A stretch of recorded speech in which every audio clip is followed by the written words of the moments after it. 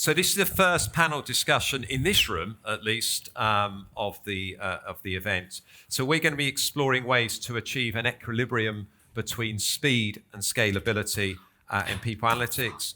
We're going to discuss, well, the four panelists are going to discuss strategies for balancing immediate impact with building a sustainable, scalable foundation. And each of the panelists are going to share their own practical examples from their companies and provide guidance for you to take away. We've got around 30 minutes. The way we're probably going to run this is 25 minutes discussion. We've got some pre-prepared questions, so you'll get to hear the examples and some guidance. And then we will open up for questions for the last 5 minutes. That's the plan anyway. So we'll get started. So Perry, I'm going to start with you. Can you provide a brief introduction to you and your organization, as well as an overview of your experience with either scaling or rapidly implementing people analytics? Yeah, sure thing. So I'm Perry, first time being the people analytics world. I know this is first time in New York, love the energy, so thanks for having me here. So I work for a company called Warner Brothers Discovery, and I'll go a little bit into the company. So I oversee the workforce analytics at, I'm just going to call it WBD for short. And I also have involvement with HR tech and the HR operation from the strategy and roadmap. So a little bit about the company. Hopefully you guys all watched our biggest movie this year, Barbie. And I hope you liked it if you watched it. So we cut across multiple industries. So TV production, movie production, but we also have a gaming section. We have a studio tours, we have retail, we have a marketing corporate function, we have ad sales. So we'll have pretty diversified workforce. We also span across, I would say, close to 220 countries and territories, so fairly global. So also, I just want to do a shameless plug for our new movie, just coming out this Friday, I believe, the new Joker movie. But anyway, that's a company. So a little bit of myself, right? I oversee the workforce analytic practice, HR tech, and operation. I joined a Warner Brothers about 8 years ago. So I actually had experience from both implementing people analytics from ground up, because Warner Brothers 8 years ago did not have the people analytics practice. So build that from zero to a formal practice, but also have gone through quite a bit about the M&As that happened in the last 5-6 years. How do you scale the practice? How do you maintain the practice? So needless to say, it's been a journey. So I'm excited to be here today, kind of talk about the experience. Thank you, Perry. And we'll go to Bing. Bing next. Hey, mic working? Hey, everyone. My name is Bing Lin. I am an IO psychologist, so shout out to IO psychologists. That's right. I lead LabCorp's people analytics function. Many of you guys, to get your current jobs, might have had to visit a LabCorp location to do either a drug test or that sort of thing, or some of you guys might be going there for getting flu shots or going to your local Walgreens to do blood draws or that sort of thing. That's the diagnostic side of LabCorp. What is often not talked about is the drug development side of LabCorp. So 3 years ago, when COVID was still a pretty big thing, LabCorp was actually part of all three of the major vaccine developments. So the Johnson & Johnson vaccine development, the Moderna, and the Pfizer COVID vaccines. So LabCorp has a pretty big hand in the drug development space as well. And when it comes to speed versus scale, our people analytics journey is quite new. So I joined LabCorp about 3 years ago, and I would say our people analytics journey began around then. I was kind of pulling together little system analysts from different pockets of the business to kind of grow the people analytics function. So I can proudly say we are now 15 people strong. We have, hopefully 17 by the end of this week, hopefully. I've got fingers crossed for 2 candidates. But we also have, so we own a reporting and self-service. We own analytics, which also includes data storytelling, which I'll talk about later. We also own employee listening. So that's ours. Brilliant. Thank you, Bing. Brandy, I'll come to you next. So hello, everyone. My boss, Sue Lamb, was supposed to be here, but unfortunately she's under the weather, so you're stuck with me. I am at the Coca-Cola Company. You might have heard of it. I've been there about 3 years, and I am the Senior Director of People Analytics. I'm responsible for employee listening, our research and advanced analytics. I'm also responsible for leading the strategy with data governance as well as our reporting at scale. Prior to joining Coke, I was at Wells Fargo, and I led the research, advanced analytics, and monitoring team there. And then before that, I was at Johnson & Johnson when they were just starting their people analytics function. So I have a lot of different experiences when it comes to speed versus scale, and I think that it's never an easy choice, but I'm really looking forward to the conversation today. Brilliant. Thanks, Franny. And Malcolm? All right, Mark Rampiros from Seagate Technology. So just think about every time you hit save somewhere, it goes to a drive that we make. We appreciate that. And part of that is also the infrastructure towards AI and the data centers that will consume all of that technology. I've been a part of Seagate for about 29 years, but have not been in this position for that long. I've been across the entire organization from market research all the way now into people analytics. Our team is fairly small. We're just moved over into our CHROs as a direct report. So we're rebuilding the team with a people analytics and digital strategy approach and framework. But we really, same thing, people listening, reporting, analytics, and then also we're just bringing in our relationship management team as well, and to try to kind of normalize all that data across one structure. Thank you. Thank you, everyone.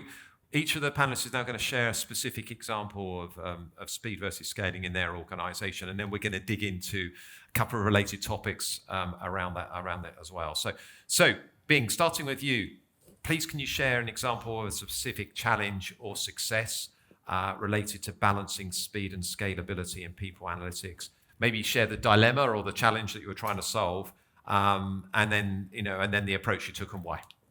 Yeah, so I'm gonna do very IO psychology thing and talk about theory first.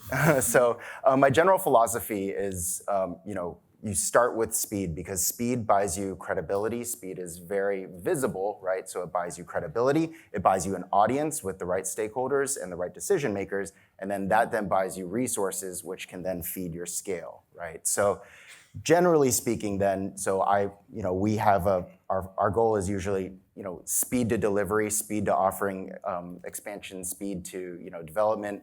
Everything is kind of in an agile model, right? So with that kind of framework in mind, we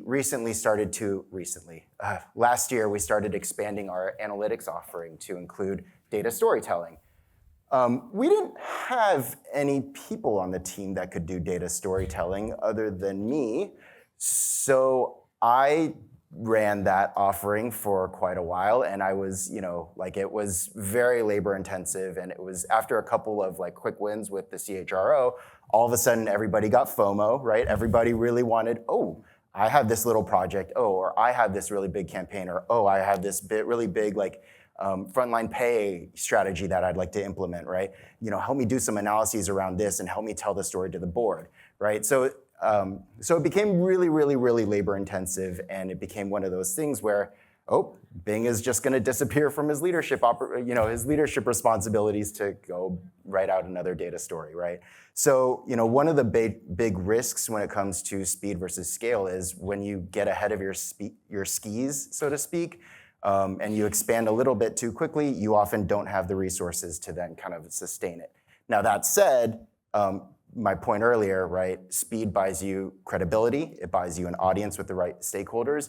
And then the audience with the right stakeholders gets you resources, which can then feed your scale, right? So to my point earlier about I was mentioning 2 additional resources that could be joining, right? These are data storytelling roles that I managed to negotiate with my CHRO. I hadn't budgeted for it last year, but they were like, this is clearly a need, so we're gonna fund it now.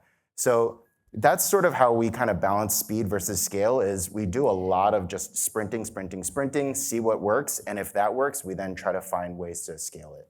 So, great. Thanks, Bing.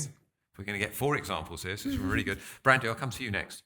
Sure. I think the challenge when it comes to speed versus scale is exactly what Bing had shared. It's how do you balance the demand that will come if you try to move quickly to try to deliver insights against then being able to make them available to everyone. I think one of the things that we've done at Coca-Cola that's been somewhat helpful is sort of quietly try to scale some things. So we have a small but mighty people analytics team, and we do try to deliver on those projects that seem very visible, that some of our more senior partners are demanding. It really helps us to build that credibility, as being already mentioned. But at the same time, we're trying to think ahead. We're noticing what questions that they're asking. We're trying to piece together what we could potentially anticipate, I suppose, that will be the next question from a scalability perspective. And so one of the things we rolled out last year was a DEI dashboard that did a better job of integrating a lot of the different pieces of information we were expecting our partners to need to see. It's no longer just about representation. It's about the talent coming in, the talent that we're losing. We eventually will be modifying this dashboard to include some of our employee sentiment information as well. So right now that's sitting on a separate dashboard, but the intention there is really to try to build that quietly and then roll it out. So similarly, we have some data storytelling and enablement is what we call it, in order to help our partners figure out how to use this information, because the worst thing that you can do in trying to scale something is build it and nobody wants it. We've already heard a little bit about that earlier today, but that was one of the balancing acts that we had to put in place. So I think it's a combination, and if you can kind of quietly carve out the resources to try to scale something that you're anticipating people will need, it puts you in a better position whenever that demand does increase. Thank you, Randy. And Malcolm? Yeah, our story would be more of a, from scale to speed, is we went through basically 3 systems, Oracle to Workday to SAP, in about a 3-4 year time period. Yes, you know our pain. By virtue of that, right, you left a lot of data behind. So we affectionately call it dumpster diving for data into the snapshots that we had left over. At the same time, about 18 months ago, Seagate went through a significant market shift. We dropped our revenue about 40%. The market just kind of stopped on us. By virtue of that, the business needed answers very quickly, but we had dumpster diving data to support them. So speed was of essence here. We had to really think this through. The team basically then had to partner with our finance team to try to bring us through. At the same time, we're in the process of putting in an Oracle, going from Oracle into SAP ERP. So think of our finance team doesn't want to talk to us. So we've got to figure out how we broker it. So what we ended up doing is created what we call the single source of truth. What that single source of truth was an Excel file that was blended on the back end with Tableau prep to bring all the data together from about 5 or 6 different spaces or sources. Then that file then became the FOMO file and report that everybody wanted, because suddenly it answered the 5 questions. What's our active head count? Is it within the guidelines to keep us operationally solvent and financially fit? Does it tell us who's leaving? And does it tell us who's coming in? And then we also know, projecting forward, what requisitions we have in place for people that we're trying to hire internally and externally.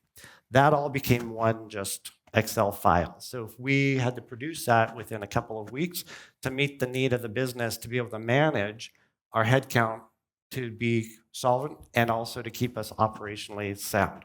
So over time, that's just evolved, and now we scale it. It's still an Excel file. It goes out each week because no one else can figure out how to solve it. We continue to deliver it, and it's still on demand. So for us, that was the partnership. Really looking for the need, really understanding what can we do quickly, what could we eventually know we're going to scale. So we build it with that in mind, but knowing that we had to deliver it fast and furiously. And I think we could probably have a whole panel on going through 3 HCMs in 3 or 4 years. Just ask me any questions. Can help you. Wow, that might be one for a coffee place there. And Perry, you're going to share an example, I think, as well. Yeah, so I feel your pain because we did 5 Workday implementation when the M&A started in the 5 years. So every year we had to go live. We did SAP to Workday, PeopleSoft to Workday, Oracle to Workday, so you name it. So I think I definitely share the pain with you. So from our side, I mentioned it earlier, right? So under Warner Brothers 8 years ago, speed mattered a lot because there was no workforce analytic practice. So how do you making sure the people are educated on what this practice is, what they can do? But then once the AT&T first merger happened with AT&T, then with Discovery, then you kind of go into scale. So how we addressed it, try to balance the two, is we did build an internal model. So the model have 5 stages. It starts with a foundation, which is heavily focused on data integrity data quality and governance. I heard co-panelists talk a lot about credibility, because the moment you lose the credibility, it is hard for you to put anything in front of executives. So that's where that focus. The second stage is, we call it enterprise understanding. So that's where you have a set of HR metrics that is measured by every business. As I mentioned, right, we have a lot of different business, but this allows you to create some sort of internal benchmark and allow you to do some apples to apples comparison. Then you move on to the third stage, which is differentiate insights. That's where you dig into the deeper insights to the business that is different. A retail, right, studio is going to be very different from engineering that behind the streaming that is competing with tech company. And the last two stages is predictive and the machine learning and AI. And mind you, that was 8 years ago, the model put in place. So AI has been around for a long time. I think the lately hype is a lot about generative AI, but that has always been our North Star. So we've always gone back to that 5 stages model, depending on where we are as an organization. So under Warner Brothers, we probably got to almost like a 4 stage, because at the end of my first year of tenure, we had our data scientists within HR. But once all the M&A happened, we had to move back to the foundation. So this model by no means is linear. So you go back and forth based on what your needs are. I'll give you an example is where we actually have to come back to the foundation is that so all of the companies come together in the last 5 to 6 years. Last year, we just putting into a unified WBD job architecture. And that is so foundational to a lot of analysis, everything that we do, but we had to take a step back, because without that foundation, we can't put incomplete insights in front of executives. So that's kind of how we're trying to balance the two. No. Four great examples there. We're going to delve a little bit deeper on a couple of topics now. I'm going to give a different question to each of the panelists, but even if I give the question to Perry, for example, it doesn't mean the three of you can't pitch in with some additional comments afterwards. So we're going to start with Brandy. So how have you balanced, and again, obviously you've got the experience from Coca-Cola, but also from previous organizations as well. How have you balanced quick wins to demonstrate value with the need for scalability? Sure. I thought you said I was going last. Not every time, only at the start. I'm just teasing.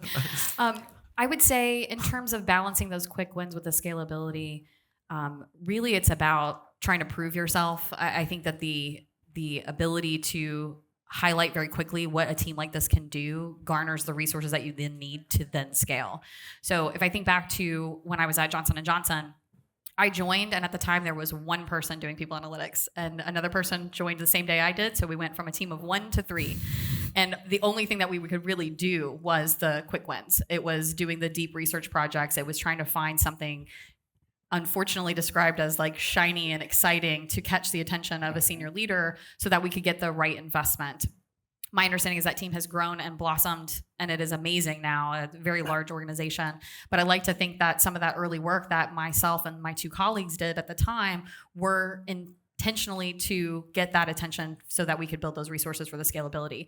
But I think some of what was mentioned earlier today around the technology being your friend, I think that we maybe made some missteps at different points in time. And I think about all of my organizations that I've worked for, thinking that sometimes we're special and we need to build it ourselves and it has to be done in-house. There's a lot that you can get from technology, from external research even, borrowing those insights and pulling them in. I can't tell you how many times I've had at Coca-Cola senior leaders asking me, what are our peer organizations doing? Or what are the best practices? It doesn't mean your organization's always wanting to be the first in the door with those innovations, but I think that they're interested because they want to make sure that they're keeping up. And so I think that balance comes from leveraging all of the tools that are available to you, not just what you think is top of mind or what's immediately being asked. And I guess before you start scaling something and invest the time, the effort and the resources and the money, frankly, to do it, you kind of want to prove the value, whether that's a quick win or whether that's a prototype, I guess, as well. I don't know whether any. It sounds like you're nodding. Yeah, totally. So, I mean, when I started at LabCorp, all I heard was our data doesn't talk to each other, our systems don't talk to each other, all that, right? And so I said, okay, well, the fastest way to resolve this is let's get a data lake, right? So I kept trying to pitch data lake. We went through we called it so many different things like the people analytics data solution or whatever, right? Like we came up with so many different terms and we went to so many RFIs, right? And we talked to so many different vendors. And at the end of the day, like, people just, the business didn't care, right? They were like, that's your problem, not my problem. Give me my insights now, please, right? So it was really hard for us, right? So, you know, it got to the point where like, even, you know, amongst my own team, like they were just like, can we just like not fight for data lake for like a year and just take a break, right? Yeah. So again, it's like people didn't, you know, they don't understand that there's a fundamental need for scale, but to get the resources for scale, you have to kind of show those, to your point, quick, shiny, like those shiny objects, right? We do have to, a certain extent, do a little bit of shiny object chasing just to show that we can actually do it and to show and to prove our worth, right? So that's, you know, so again, speed to me always buys credibility, and it buys you audience, and then it buys you resources. So, and then that then feeds your scale. But I mean, that said, we still don't have a data lake, so I don't know. Maybe don't listen to me. And Perry, maybe an opportunity to expand on what you've just heard there. You know, in your experience, what are the risks of focusing too much either on speed or scalability, you know, at the expense of the other? Yeah, I think in my experience, if you focus either of them, I think in terms of our business portfolio, if you go too fast, right, you lose that foundation, and you lose the deeper understanding of the business. Because go back to the credibility, we go in a meeting with head of streaming, head of marketing, or head of the studio. They want to hear insights that is specific to them. If you, again, even if you go scale, right, you try to, in our case, right, you try to put in self-service solutions that 80% of the time will work, but sometimes that 20% is get the action happen because it's specific to their business. In our experience, we do have to balance this. That is the risk. Again, you may lose the credibility with the business leaders, and they also might feel like you don't understand their business because they are targeting a workforce that is very different from a workforce adjacent to them within the same organization. I would say that would be 2 cents from our end, is that we have to be careful while we scale, while we speed it, and all of that. Whatever we put in front of it, the people who are making people decision, you want to making sure it's driven the outcome, not the output. So that is really important for us. And Mark, you know, it's kind of shifting. Part of scaling is having the infrastructure and the data that enable you to do that.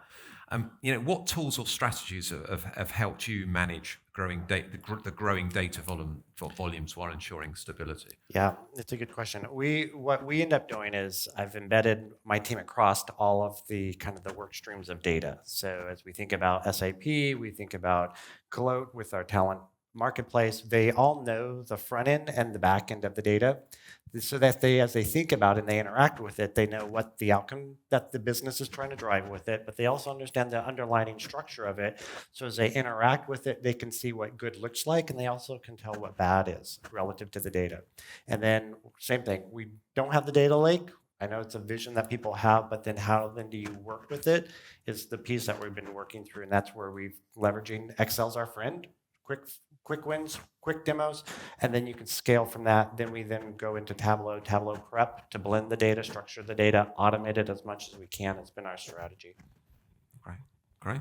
Well, we're going to have one quick fire round, and then we're going to come out for questions. So if you've got questions, please put your hands up, and people will find you at the microphones. Let's talk about skills development. You know, what are the key skills that each of you believe, and the quick, maybe one from each of you, that will be essential for people analytics teams to scale effectively in the future? So, Bing, I'll start with you, and I'm going to come along the panel this way this time. All right, so I'm going to cheat, and I'm going to say it's actually the ability to be adaptive and the ability to learn things quickly is really important. Because if you think back, 15 years ago, we were talking about data visualization, right? 10 years ago, we were talking about advanced analytics. 5 years ago, machine learning. Today, Gen AI. There's no conventional training or any kind of conventional university system that can teach you all of these things in addition to preparing you for what's going to come, right? It's a lot of the kind of, okay, so sorry, I think I just made some people here angry. I heard some rumbling. Generally though, you know, the key to me is, you know, when I'm looking for like somebody on my team, I'm looking for somebody who can actually acquire new skills and adapt them very quickly and apply them very quickly, right? Because I'm not just chasing the shiny objects of today. I'm chasing the shiny objects of tomorrow, 5 years from now, 10 years from now. So I want to make sure that the people on my team can actually follow me in that pursuit. Okay, Perry? I'm gonna offer a point of view from where I sit, which I mentioned before that I have a people analytics, right, but I also operation and HR tech. I actually think one of the skill I find it very important on our team is people actually understand the operation side, the source of the systems and how the data is being generated. Again, that goes back to the credibility. When those folks in front of the business, especially in front of executives, have to manage people from 5 different companies, coming from 5 different systems, coming from 5 different processes and policies, they speak confidently in terms of the insights, and they can answer a lot of questions these executives ask. So it is a dry skill. I won't say it's like shining, sexy skills, but it is something that has that deeper understanding on the processes and the operation and system side. The conversation is way more effective versus you have to tell the executive, like, I'll get back to you because I have to ask the reporting team, I have to ask the operation team. So that would be something I want to highlight. Great. And Brandy? I think I'm going to go down your path and say something as fundamental as communication. I don't know how you can do this work without being a strong communicator. And it may not be that you know everything that's going on in your tech stack, or you may not be the best analyst, but if you're working with your stakeholders, you have to be able to communicate clearly. You need to know who to go talk to. I think within a team of people analytics, it needs to be diversity of skills. I don't think you can have a whole team of just data analysts or data engineers or even consultants on people analytics. But all of those people working in concert, they've got to be able to communicate effectively about what they're doing. So I'm going to go back to the basics and say communication. Communication. Malcolm, last skill for you? I would go with curiosity, and someone that can be curious, be willing to learn fast, fail fast, is one of the key pieces for us. Great. Well, we've got time for a few questions then. So any questions for the panel? You can direct it either generally, I've got Michael at the front here, if we can get a microphone down there. You can direct them at one panelist or all of them, up to you. Hi, thank you very much. Markham, this is for you, but for everybody. You said 2 words that terrified me: dumpster data. And I'm a statistician, and I know is garbage in, garbage out. So my question to you is, how comfortable were you reporting that to senior leadership, knowing that it was dumpster data? It's pretty comfortable because it was the flat data file. The unifying data set was always the GID, and then all the data sets that go through it. We were able to test it out. Collectively, the team has enough broad knowledge of also the source that it came from, but also the history that's associated with it.